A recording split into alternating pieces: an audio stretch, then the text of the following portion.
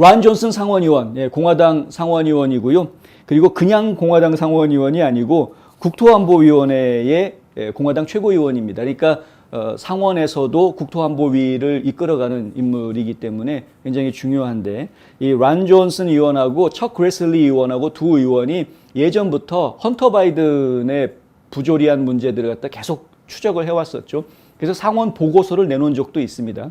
그래서 뭐 그것이 매우 의심스러운 그런 자금들의 흐름들을 다 찾아내서 은행 기록들 다 보여줘가면서 이건 문제 있는 거다라고 분명하게 지적을 했는데, 어느 누구도, 연방 법무부도 그렇고 어느 누구도 이것을 조사하지를 않습니다. 기소할 생각도 안 하고요. 하여간 참 희한합니다. 지금 공화당 의원들이 많이 화가 나 있죠. 제대로 조사해야 된다라는 이야기. 그리고 이제 헌터 바이든의 노트북, 이것이 진짜였다라는 이야기를 뉴욕타임즈가 보도를 하고 나니까 그 다음부터 이제서야 이제 그 노트북 자료를 확보해가지고 헌터 바이든 노트북에 있었던 거를 갖다가 지워진 파일까지 다시 다 복구시켜가지고 포렌식해서 복구시켜가지고 이런 이메일을 주고받았구나, 이런 사진이 있었네, 막 이러면서 이제서야 막 여기저기에서 보도들을 내놓고 있는데, 특별히 워싱턴 이그제미너라는 매체에서 이러한 보도들을 좀 집중적으로 해오고 있습니다. 그런데 최근에 새로운 자료를 찾았다라고 하면서 이제 공개를 해놓았는데요. 그게 뭐냐 하면은 헌터 바이든이 이제 가끔 돈이 떨어지면은 조 바이든, 자기 아버지한테 돈 좀 빌려달라라고 이야기를 했는데, 그래서 조 바이든이 헌터 바이든한테 생활비 쓰라고 이렇게 돈을 빌려줬던 그런 기록들이 예전에도 나온 게 있었긴 했는데, 근데 지금 나온 자료는 뭐냐면 그 돈이 결국에는 이 러시아의 창녀들을 이제 뭐라 그럽니까? 접대비? 예. 그 접대비가 그런 거로 이게 흘러갔을 수 있다. 뭐 이런 이제 증거들이 나오게 된 것이죠. 란 존슨 의원 같은 경우에는 야, 이거는 심각하다.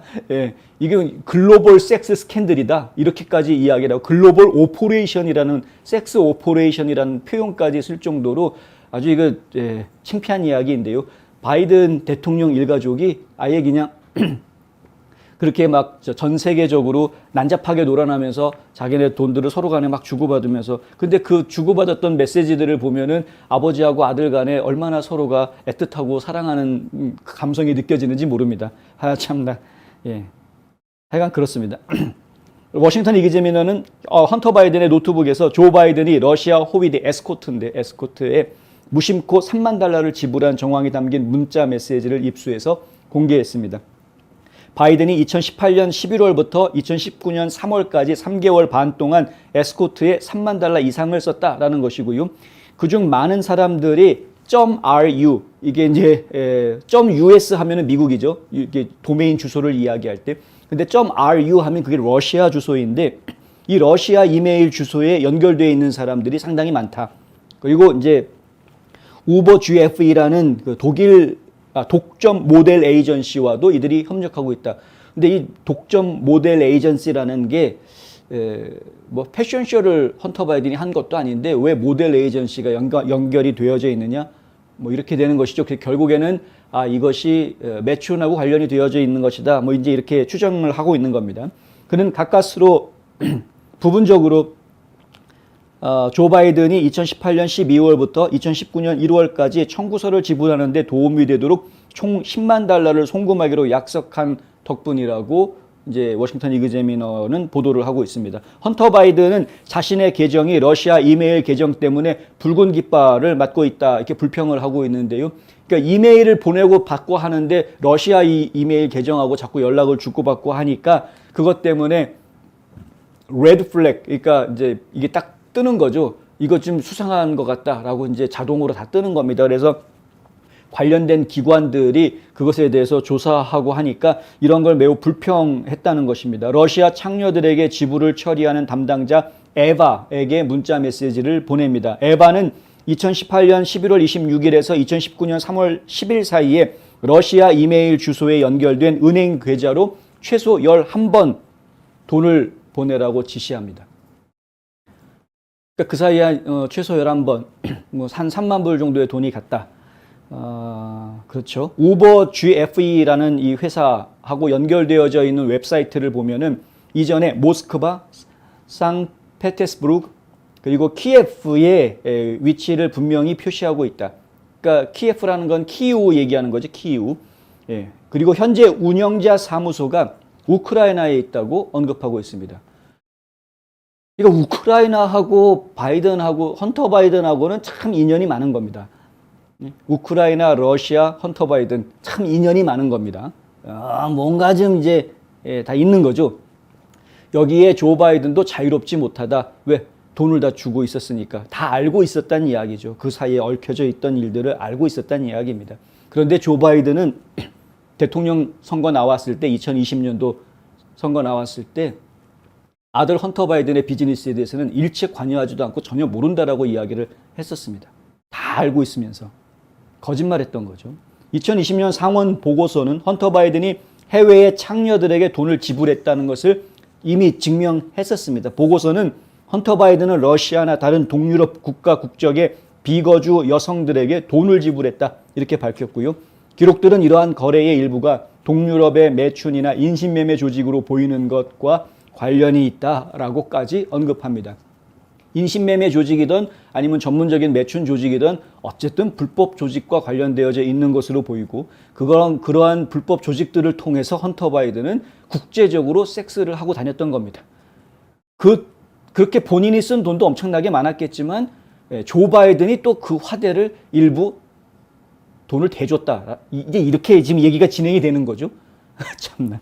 수요일 란 존슨 상원의원은 리얼 아메리카스 보이스에 출연해서 바이든 범죄 가족에 대한 대화를 나눕니다. 존슨 의원은 조와 헌터 바이든이 글로벌 섹스 스캔들에 연루되어 있다고 말했습니다. 직접 육성으로 이야기하는 걸 제가 들었습니다. 방송에서 이렇게 이야기하는데요. 나는 조 바이든의 타협에 대해 매우 우려하고 있다. 아들이 섹스 스캔들, 글로벌 섹스 스캔들, 섹스 오퍼레이션의 일부에 잠재적으로 에스코트를 사용하는데 자금을 지원했을 수 있다는 사실이라고 이야기하면서 그것은 또한 법무부가 기소하기 위해 아무것도 조사하지 않고 있다는 것도 골치 아픈 일이다. 이렇게 이야기합니다.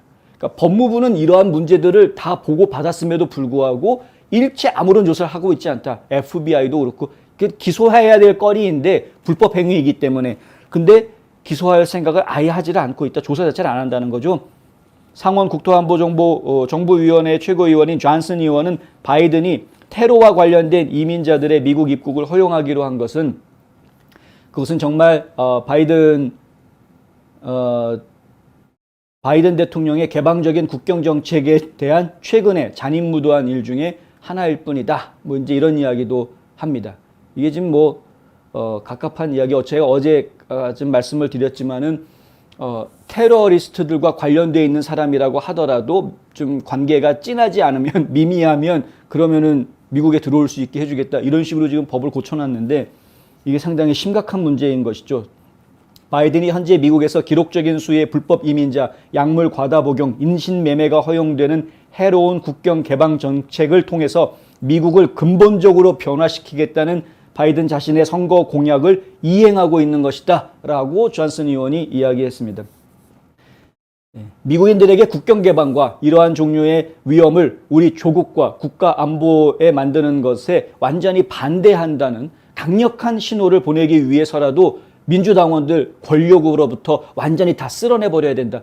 강하게 완전히 다 쓸어내버려야 된다. 이렇게까지 얘기했는데 행정부는 아프간 이민자들을 돕기 위해서 이민법을 고친 것이다 라고 주장하고 있지만 전문가들은 이 정책이 오바마 시대의 핵 협정을 되살리기 위한 협상의 일환으로 이란을 달래주기 위한 것이라고 믿고 있다. 저스터 뉴스가 이렇게 분석하고 나왔습니다. 이란하고 포괄적인 핵 협정을 다시 부활시키려고 바이든 행정부는 애를 쓰고 있죠. 이란은 이미 핵가발 거의 다 한 상태입니다. 트럼프 대통령 때 이란 핵개발 협정이 전혀 미국에도 도움이 안 될 뿐더러 이란을 컨트롤할 수 있는 방법도 되지 않고 오히려 이란에다가 돈을 갖다 퍼줘야 되는 말도 안 되는 이런 협약이다 해가지고 깨버렸죠. 다 깨버리고 이란 전부 다 압박 조치들을 다 취했습니다. 솔레이마니 암살하고 여러 가지 압박 조치들을 취했습니다. 그런데 지금 바이든은 쩔쩔매고 있습니다. 이란한테 지금. 큰일입니다. 이란이 오히려 큰 소리 치고 있죠. 우리 우리 요구 안 들어주면은 협상 다시 시작하는 거 없다. 오히려 이란이 지금 큰 소리 치고 있고 바이든은 지금 협상 다시 하자고 지금 쩔쩔매고 있는 이런 모습. 이란을 좀 달래주기 위해서 테러리스트가 관련이 있어도 미국에 들어올 수 있게 해주겠다라는 법을 바꾸는.